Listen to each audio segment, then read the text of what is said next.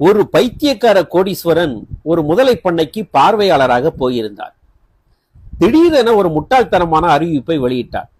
அதாவது, இந்த முதலைகள் நிறைந்த குளத்தை உயிருடன் நீந்தி கடப்போருக்கு ரூபாய் 10 லட்சம் தருவதாக கூறினார்.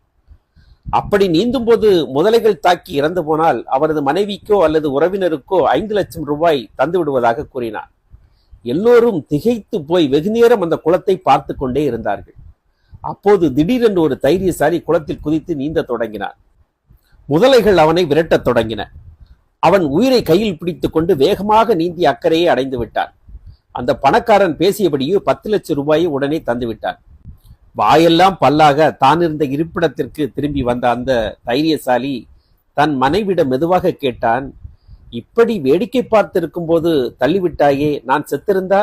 மனைவி அமைதியாக சொன்னாள், அப்போது எனக்கு 5 லட்சம் ரூபாய் கிடைத்திருக்கும். நீதி: ஒவ்வொரு மனிதனின் வெற்றிக்கு பின்னாலும் கண்டிப்பாக ஒரு பெண் இருப்பாள்.